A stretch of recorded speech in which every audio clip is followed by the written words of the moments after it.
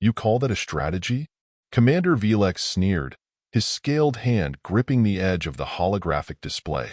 The alien's slit-pupiled eyes glowed faintly under the dim light of the command chamber, fixed on the chaotic patterns humans dared to call tactics. It's not strategy. It's madness. And yet, General Halford replied, his voice calm but firm, it works. The human leader leaned against the table, his uniform rumpled from days of relentless planning. He was tired but not defeated, never defeated. That's the problem with your kind, Velex. You think in patterns. You expect predictability. Humans? We thrive in chaos. Velex's ridged brow furrowed, the faint hum of his translator implant audible as it processed Halford's words. Chaos is no way to win a war. No.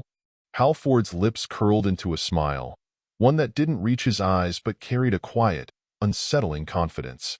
Then why is your fleet retreating? Velex's jaw tightened. The admission stung, but the facts were undeniable. A species as primitive as humanity, barely out of their own planetary system, had somehow turned the tide against the Xerith Dominion, an empire that had subjugated countless worlds for millennia. And they'd done it not with superior firepower or technology, but with something else, something alien, even to the aliens. The first encounter had been predictable, at least from the Xerith's perspective. When their invasion fleet arrived in Earth's orbit, the humans' response had been laughable. Outdated missiles and crude energy weapons barely scratched the Dominion's shields.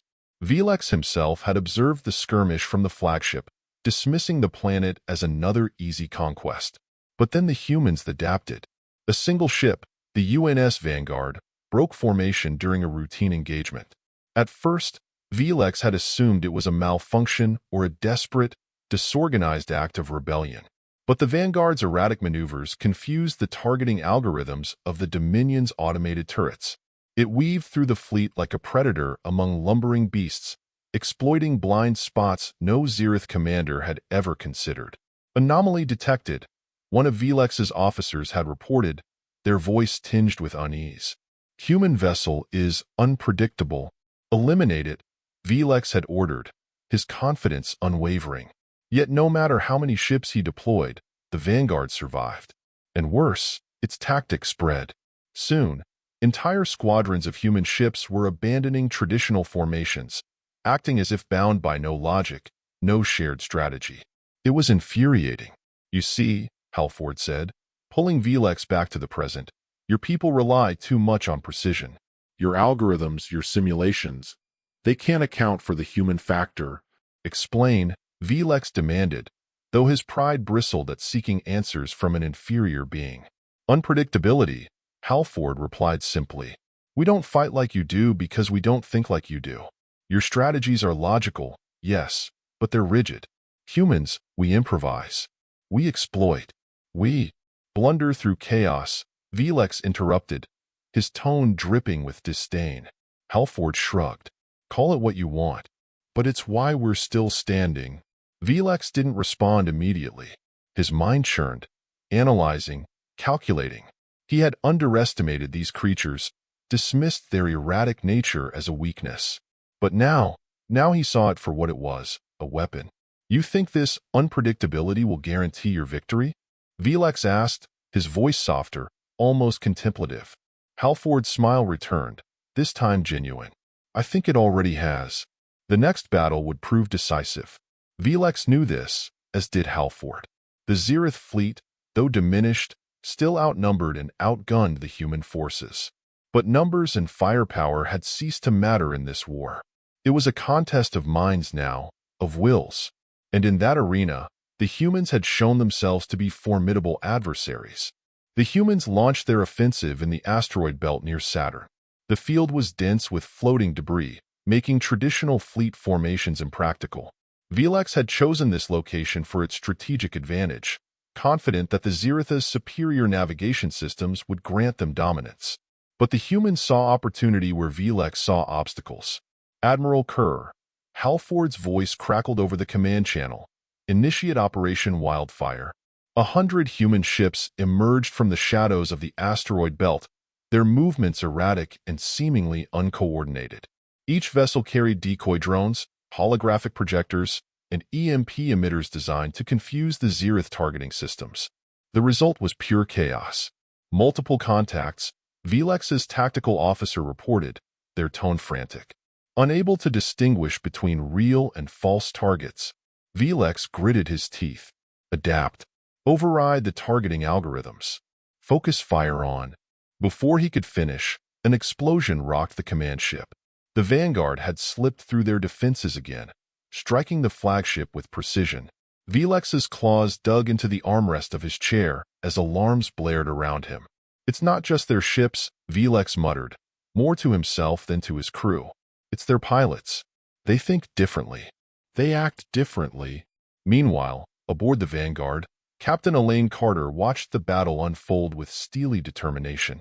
Her crew worked tirelessly, their movements synchronized yet adaptive. They had learned to think like their enemy, and then do the opposite. Status report, Carter demanded. The Xerith fleet is in disarray, her tactical officer replied. They're trying to recalibrate their systems, but our decoys are holding. Carter nodded. Good. Prepare the EMP strike. Let's give them something else to think about. As the EMP wave rippled through the battlefield, Xerith systems flickered and failed.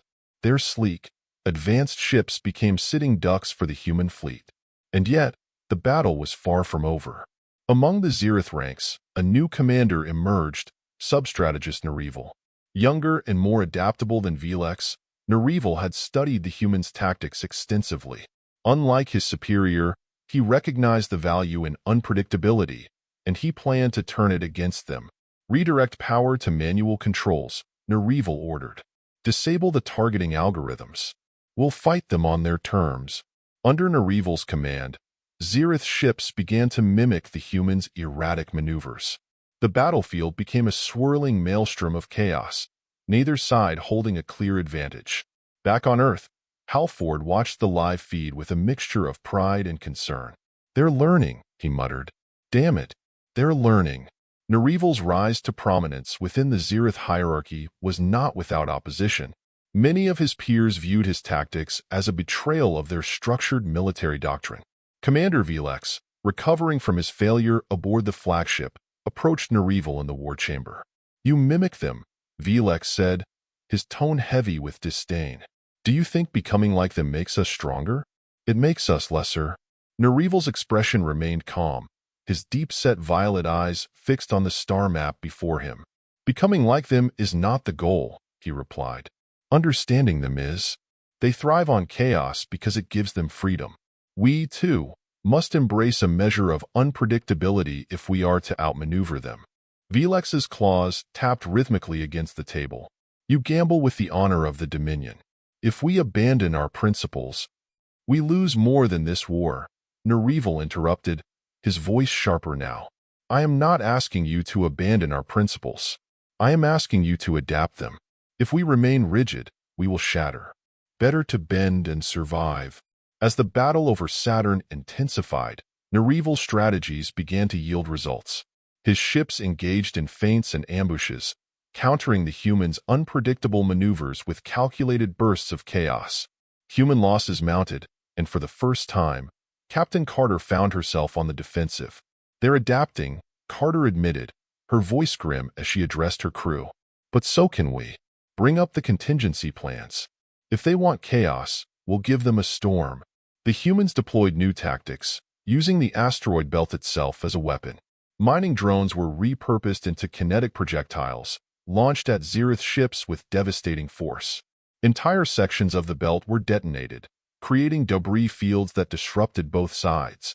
Amidst the chaos, a new Xerith officer made their presence known. Strategist Xiltha, a cunning tactician with a reputation for innovation, arrived with a reinforcement fleet. Xiltha's approach differed from both Velex and Nerevil. She viewed the humans not as adversaries to be outmaneuvered, but as a puzzle to be solved. Their unpredictability is a pattern in itself, Xiltha mused during a strategy briefing. Every action, no matter how chaotic, has a cause. Find the cause and we find their weakness. Her fleet deployed advanced AI systems designed to analyze human behavior in real time, predicting their next moves based on subtle patterns. The AI's success was limited. Humans remained stubbornly elusive, but it was enough to give the Xerith an edge in key skirmishes. The tide of war shifted yet again, balancing on a knife's edge. Both sides pushed their limits, innovation and adaptation driving them to new heights. And yet, amidst the relentless conflict, a question loomed over both fleets. How far could they go before they lost themselves entirely? The vanguard, battered but defiant, retreated to a hidden base on Titan, one of Saturn's moons. Carter paced the bridge, her mind racing.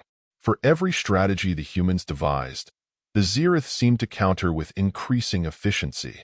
The war was becoming a deadly game of chess, each move more unpredictable than the last. "Captain," her communications officer called out. "Incoming transmission from Earth." "It's General Halford." Carter nodded, and the holographic display flickered to life. Halford's weary face appeared, his expression grim. "Elaine, we're running out of options." "I know," she replied, "but we're not out yet."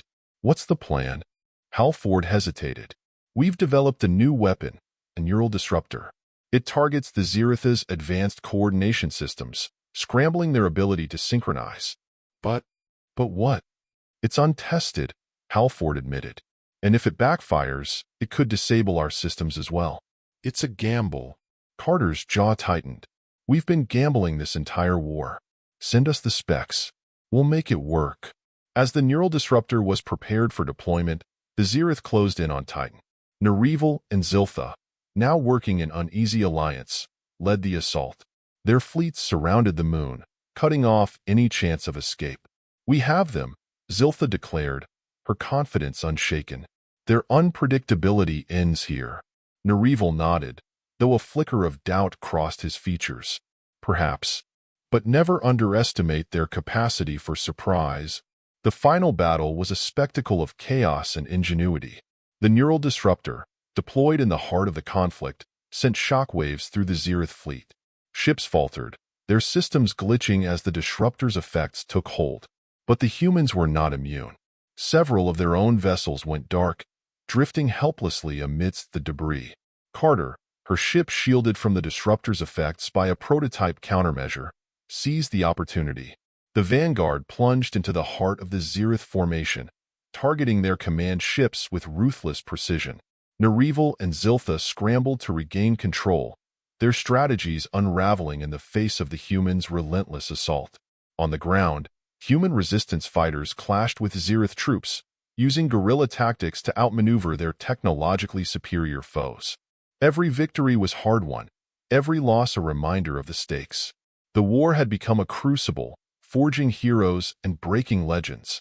In the end, it was not the disruptor or the vanguard that turned the tide, but the indomitable spirit of humanity. Their refusal to surrender, their ability to adapt, and their relentless drive to defy the odds proved to be their greatest weapons. The Xerith Dominion, battered and humbled, retreated from Earth's system. Nereval and Xiltha, though defeated, survived to report their failure. Velex, disgraced, resigned from his command, his pride shattered. The Dominion would recover in time, but the lessons learned in the war against humanity would shape their strategies for generations. As for the humans, they emerged victorious but forever changed. The war had shown them the depths of their resilience, the power of their ingenuity, and the cost of their survival. Earth began to rebuild, its people united by the knowledge that they had faced the mightiest empire in the galaxy and prevailed. On the bridge of the vanguard, Carter stood alone, gazing out at the stars. The war was over, but the universe was vast, and new challenges awaited. Humanity had proven they could outsmart any alien commander. Now, they would have to prove they could outlast them. "Set a course," Carter said quietly. "The stars are calling."